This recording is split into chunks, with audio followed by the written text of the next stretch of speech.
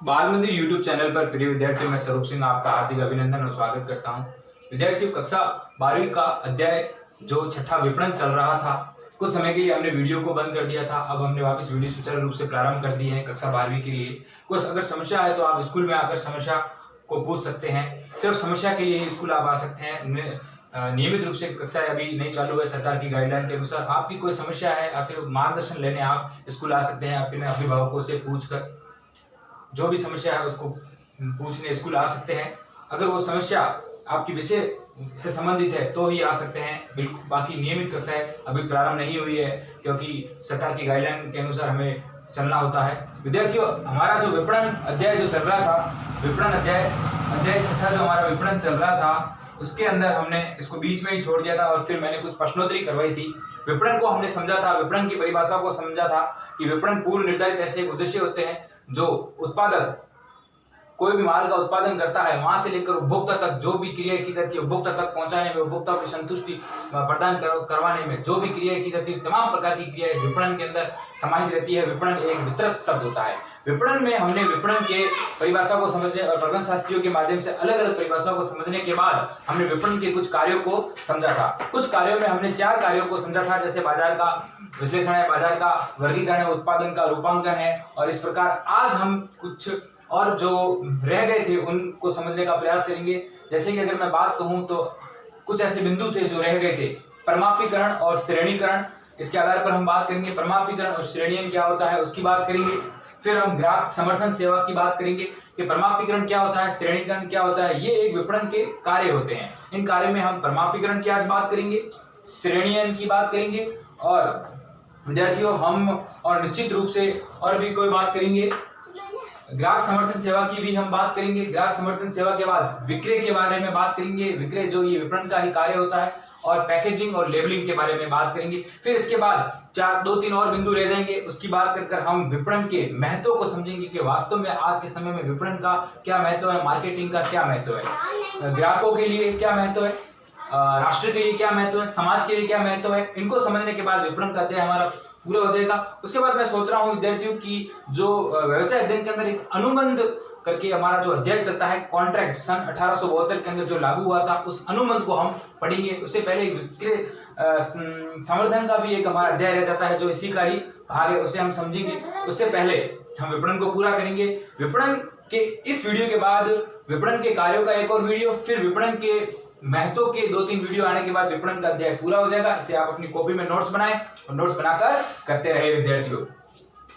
तो अब देखिए विद्यार्थियों, हमने बाजार का विश्लेषण, बाजार का वर्गीकरण और भी कई जो उत्पाद और रूपांकन को भी हमने पढ़ा था। आज जो कार्य जो रह गए थे विपणन के कार्यों में अगर हम बात करते हैं तो परमापीकरण और श्रेणीकरण। विद्यार्थियों, परमापीकरण से क्या तात्पर्य है और श्रेणीकरण से क्या तात्पर्य है, ये विपणन के कार्य होते हैं। हम जब विपणन करते हैं तो तमाम प्रकार के ऐसे कार्यों को अंजाम देना पड़ता है, तभी जाके विपणन पूर्ण निर्धारित उद्देश्यों को, अपने लक्ष्यों को प्राप्त करता है, पूर्ण निर्धारित उद्देश्य तय कर। तो परमापीकरण का इंग्लिश में हम बोलते हैं स्टैंडर्डाइजेशन, स्टैंडर्ड। कोई भी वस्तु जब हम उत्पादन करते हैं तो उस वस्तु को उत्पादन में तो कैसे उत्पादन करना है, हमने जो पूर्व में निर्धारित की थी उस उत्पादन, उसकी कैटेगरी को निर्धारित किया था, उस वस्तु को उस प्रकार से ही उत्पादित किया जाए, उसके गुण उस प्रकार के होने चाहिए ताकि उपभोक्ताओं में एक विश्वास बना रहे और उपभोक्ता सोचे कि हम जो वस्तु उत्पादित हो रही है वो पूर्व जो पहले उत्पादित होती थी और जो इसके अंदर क्या क्वालिटी होती थी उसके अनुसार ही वो हमें बेची जा रही है। तो इसलिए परमापीकरण से ये तात्पर्य, श्रेणीकरण उस वस्तु को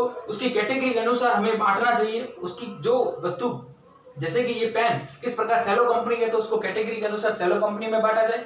जैसे जिस प्रकार हम अगर किसकी बात करें, जैसे कि पंखों की बात करें तो ओरिएंट के पंखे उनको ओरिएंट का कैटेगरी में बांटा जाए। तो इस प्रकार अच्छी कैटेगरी के अंदर भी जब हम वस्तुओं को उत्पादित कर बांटते हैं तो भी माल की ज्यादा बिक्री होती है। तो गौर करें विद्यार्थियों, परमापीकरण से हमारा क्या तात्पर्य है, समझे इन्हें। पूर्व निर्धारित विशिष्टताओं के अनुरूप वस्तुओं का उत्पादन करना, जो पहले से निर्धारित होती है, उनके अंदर क्या विशिष्टताएं होती है, क्या उनके अंदर विशेषताएं होती है, उनके अनुरूप ही हमें वस्तुओं का क्या करना चाहिए, उत्पादन करना चाहिए।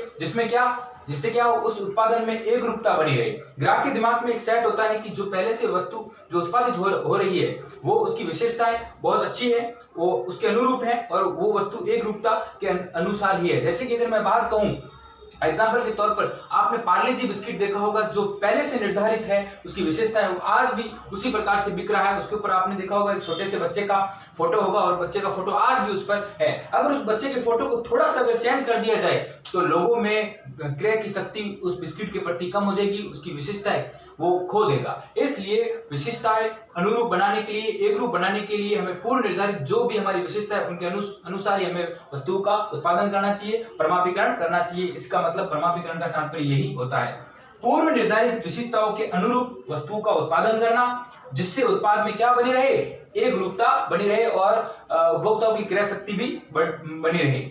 परमापीकरण क्रेताओं को यह सुनिश्चित करता है कि वस्तु पहले से निर्धारित, जो पहले उसके अंदर निर्धारित थी गुणवत्ता, वो गुणवत्ता मौजूद है, मूल्य वही है और पैकेजिंग के अनुसार है। जो पहले उसके अंदर क्वालिटी थी वो ही क्वालिटी उसके अंदर है, उसका मूल्य उसी अनुसार है और पैकेजिंग जिस प्रकार उसे पैक किया गया है वो पैकेजिंग भी उसके अनुसार है। पैकिंग का भी प्रभाव पड़ता है। आप जैसे पार्ले जी बिस्किट वगैरह आपने देखा होगा, तो पहले पार्ले जी बिस्किट कागज के से पैकिंग होकर आता था और फिर जो है उसको पॉलीथीन के अंदर या फिर प्लास्टिक के अंदर पैकिंग किया तो थोड़ा सा हमें भ्रामक की स्थिति बनी, मगर उसकी जो क्वालिटी थी वो सेम रहने के कारण लोगों के अंदर विश्वास बना रहा। तो यही बात है कि क्वालिटी सेम होनी चाहिए, लोगों में एक विश्वास बना रहता है कि क्वालिटी सेम है और मूल्य सेम है, पैकेजिंग के अनुसार है, तो लोगों में विश्वास बना रहता है और यही परमापीकरण कहलाता है। अब विद्यार्थियों, श्रेणियों का क्या तात्पर्य है? उत्पादित वस्तुओं उनकी किस्म तथा उनके गुणों के अनुसार होनी चाहिए। उत्पादित वस्तुएं जो भी उनकी किस्म क्या है, उसकी क्वालिटी क्या है, उसके गुण क्या है, उनके अनुसार ही उनको वर्गीकृत किया जाना चाहिए। उनको वर्गों में जो बांट दिया जाता है वो श्रेणियां होता है, यानी कि कैटेगराइज करना, अलग अलग कैटेगरी में रखना। जिस प्रकार हम देखते हैं कि कंपटीशन की बात करते हैं तो अलग अलग कैटेगरी होती है, जनरल की कैटेगरी, ओबीसी की कैटेगरी, एसटी की कैटेगरी, एससी की कैटेगरी, तमाम प्रकार के प्रतिस्पर्धी होते हैं। उस प्रकार वस्तुओं के अंदर भी तमाम प्रकार की ऐसे कैटेगरी के अंदर उन्हें रखना चाहिए। हाँ, उच्च लेवल की कैटेगरी को उच्च लेवल के अंदर, उससे नीचे लेवल की कैटेगरी। हम कभी दुकान पर जाते हैं तो देखते हैं कि हम बोलते सस्ती वस्तु दिखा दो तो हमें सस्ती वस्तु दिखाई जाती है, महंगी वस्तु दिखा दो तो हमें महंगी वस्तु दिखाई जाती है, मध्यम वर्ग की वस्तु दिखाई जाए तो मध्यम वर्ग की वस्तु दिखाई जाती है। उसे उसके क्वालिटी, उसके किस्म के अनुसार उसे वर्गीकृत किया जाता है, वर्गों में बांट दिया जाता है। ये दोनों कार्य अगर किसी भी व्यवसाय के अंदर और किसी वस्तु के उत्पादन में निहित है, वस्तुओं को पहचाना तथा उसके मूल्य निर्धारण में ये सुविधा होती है। अगर ये दोनों ही कार्य मौजूद है तो ये दोनों कार्य करने से ये दोनों अगर परमापीकरण हो जाए, श्रेणी हो जाए, तो वस्तुओं को हम पहचान सकते हैं तथा उसके मूल्य निर्धारण में हमें सुविधा हो सकती है। परमापीकरण अगर है, पूर्व निर्धारित वस्तु है, उसके अंदर वो गुणवत्ता है, तो हम वस्तु को पहचानने में हमें सुगमता प्रदान होगी। और अगर श्रेणी किया हुआ है तो हम उसका मूल्य के निर्धारण में भी हमें सुगमता प्रदान होगी। तो अगर ये दोनों कार्य जब निहित रहते हैं तो हम वस्तु को आराम से पहचान सकते हैं। ये विपणन का एक प्रमुख कार्य होता है, परमापीकरण और श्रेणियां। विद्यार्थियों गौर करें।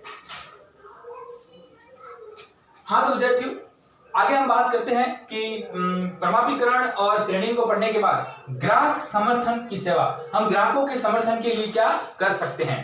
देखो विद्यार्थियों, जब ग्राहक एक दुकान से कुछ वस्तु खरीद लेता है तो ग्राहक तब संतुष्ट होता है जब उसे तमाम प्रकार की वस्तु खरीदने के बाद भी सेवाएं दुकानदार के अनुसार मिले। जैसे कि अगर मैं बात करूं कि मैंने किसी शोरूम में जाके एसी खरीदी, अब एसी को मैं घर पे लाके लगाई, अब उस एसी के अंदर कुछ प्रॉब्लम है, समस्या आ जाती है, तो हम जब उस दुकानदार को फोन करते हैं और दुकानदार को ऐसा मैकेनिक भेजता है और उस एसी के अंदर की समस्या को निपटाता है, तो हमें उस सेवाएं प्रदान होती है, तमाम प्रकार की सेवाएं प्रदान होती है। और उस अगर कोई हम वस्तु खरीद के लाते हैं और वस्तु के अंदर कोई कमी आ जाती है तो हम उस वस्तु को वापस जब लौटाते हैं तो हमें पुनः वस्तु वापस दूसरी मिलती है, तो भी हमारी समस्याओं का निवारण होता है। और आजकल तो कई कॉल सेंटर ऐसे लगे हुए हैं, जब हम वस्तु को खरीदते हैं और वस्तु के अंदर कोई समस्या आ जाती है तो हम कॉल सेंटर के माध्यम से टोल फ्री नंबर पर हम अपनी शिकायत दर्ज करवा कर तमाम प्रकार की उस वस्तु में जो भी अनुपयुक्तता है और वस्तु में जो भी कमी है उसकी भरपाई कर सकते हैं। ये ग्राहक की समर्थन की सेवा होती है, ग्राहक के प्रति समर्थन होता है। इन प्रकार की सेवाओं भी विपणन कार्य के अंदर निहित होती है। तो गौर करें, ग्राहकों की सेवाओं का विकास करना, यानी ग्राहकों की तमाम प्रकार की जो सेवा है उसमें विकास करना ग्राहक समर्थन सेवा कहलाता है। जैसे कि बिक्री के बाद की सेवा, हम माल को बेचने के बाद की सेवा, ग्राहकों की शिकायतों को दूर करना, इस समायोजन को उसका देखना, एडजस्टमेंट करना, उनकी शिकायतों को दूर करना, साख सेवा भी प्रदान करवाना, यानी कि तमाम प्रकार के ग्राहकों को कुछ उधार माल भी बेचना, उधार माल बेचकर फिर उनसे वापस राशि लेना, साख सुविधा, कुछ समय के लिए उधार माल बेचना, रख रखाव की सेवा एंड मेंटेनेंस की सेवा, जैसे मैंने एसी का आपको उदाहरण दिया, एसी खराब होने पर उसे वापस सही करने आना, तमाम प्रकार की ऐसी सुविधा उपलब्ध करवाना, रख रखाव की सेवाएं, तकनीकी सेवाएं, ऐसे टेक्निकल जो भी अगर कोई कमी आ जाए, हम ऐसा कोई इक्विपमेंट खरीदते हैं बाजार के अंदर जिस बाजार उस इक्विपमेंट के अंदर कोई तकनीकी कोई कमी आती है, जैसे कि हमने कंप्यूटर खरीदा और कंप्यूटर में कुछ फॉल्ट आ गया, तो उस फॉल्ट को सही करने के लिए एक मैकेनिक आता है, कंप्यूटर ऑपरेटर आता है, तो इन सेवाओं को प्रदान करना एक उपभोक्ता को सूचना देना कि सभी उपभोक्ताओं को ये संतुष्टि प्रदान करती है। अगर उपभोक्ताओं को हम इंफॉर्मेशन देते हैं और इन तमाम प्रकार की ऐसी सेवाओं से लाभान्वित करते हैं, तो सभी प्रकार के जो उपभोक्ता है वो इस सेवा से संतुष्टि उनको प्रदान होती है, जो आज के समय में विपणन की सफलता की कुंजी है। और आज के समय में ये विपणन की सफलता की एक कुंजी है, एक चाबी है। इस प्रकार की अगर जब हम सेवाएं ग्राहकों को प्रदान करते हैं, तमाम प्रकार के ग्राहक हमसे ज्यादा जुड़ते हैं और ये एक सफलता की कुंजी होती है, विपणन की सफलता की एक कुंजी है आगे बढ़ने के लिए। अब हम विक्रय और पैकेजिंग और लेबलिंग की बात करेंगे। विक्रय से क्या तात्पर्य है और पैकेजिंग और लेबलिंग से क्या तात्पर्य है।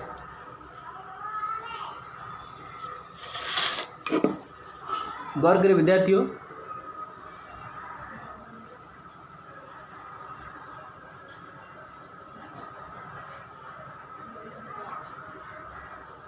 विद्यार्थियों विक्रय से क्या तात्पर्य है। विक्रय भी एक विपणन का ही कार्य है। जब हम उत्पादक माल का उत्पादन कर उपभोक्ता तक माल को पहुंचाता है और तमाम प्रकार की जो क्रियाएं करता है उपभोक्ताओं की संतुष्टि के लिए, वो विक्रय के माध्यम से ही होता है। ये एक विपणन विभाग में माल के स्वामित्व का हस्तांतरण होता है। एक विपणन जो कार्य किया जाता है उसमें विभाग होते हैं, उसमें विक्रय का भी अलग से एक विभाग होता है कि माल को हमें बेचना है, माल का हस्तांतरण करना है, तो विपणन विभाग में माल के स्वामित्व का हस्तांतरण करता है या करने का अनुबंध करता है। माल का हस्तांतरण करता है या करने का अनुबंध करता है। अनुबंध कॉन्ट्रैक्ट होता है, किसी वस्तु को बेचने का एक ठहराव होता है।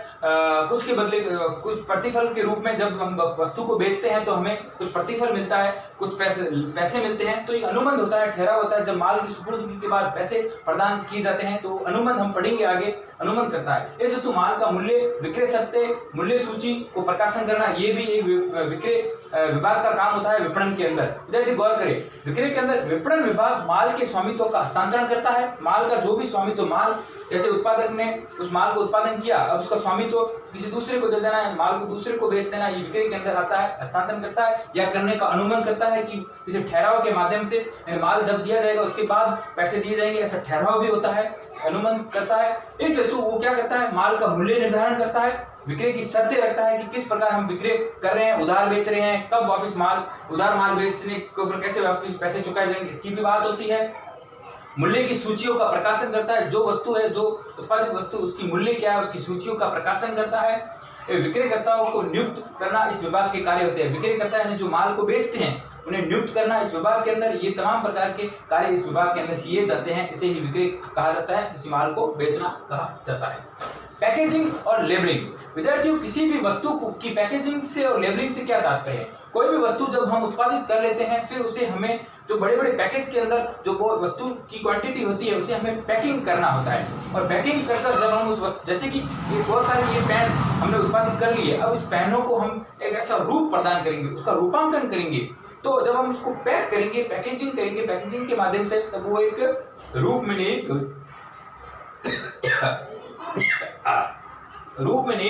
हो जाएगी। तो पैकेजिंग उत्पाद के पैकेज का रूपांकन करना।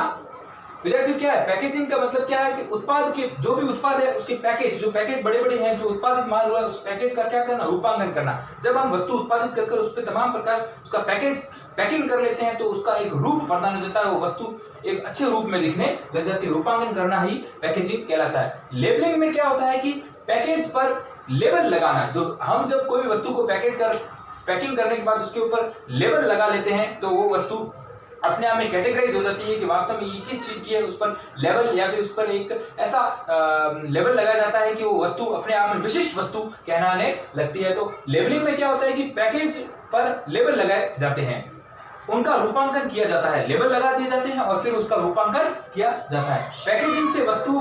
पैकेजिंग से क्या होता है कि वस्तुओं में रूप आ जाता है, रंग और किस्म की सुरक्षा प्रदान हो जाती है। उसमें रूप आ जाता है, उसका रंग में निहार आ जाता है और किस्म को सुरक्षा प्रदान हो जाती है। यानी कोई वस्तु जब हम उत्पादित करते हैं, जब उसको पैकिंग कर लेते हैं, अगर हम देखें कि बिस्किट्स बहुत मार्केट के अंदर आते हैं, वो बिल्कुल एकदम पैकिंग होते हैं और फिर उसके ऊपर लेबलिंग की जाती है। पैकिंग कर एक अच्छी पैकिंग के आधार पर भी उपभोक्ता खरीदने के लिए जागृत हो जाते हैं, इच्छुक हो जाते हैं। तो उसमें रूप आ जाता है, रंग आ जाता है और किस्म की जो उसकी क्वालिटी उसमें सुरक्षा आ जाती है और वस्तुओं को आकर्षक स्वरूप प्रस्तुत किया जाता है।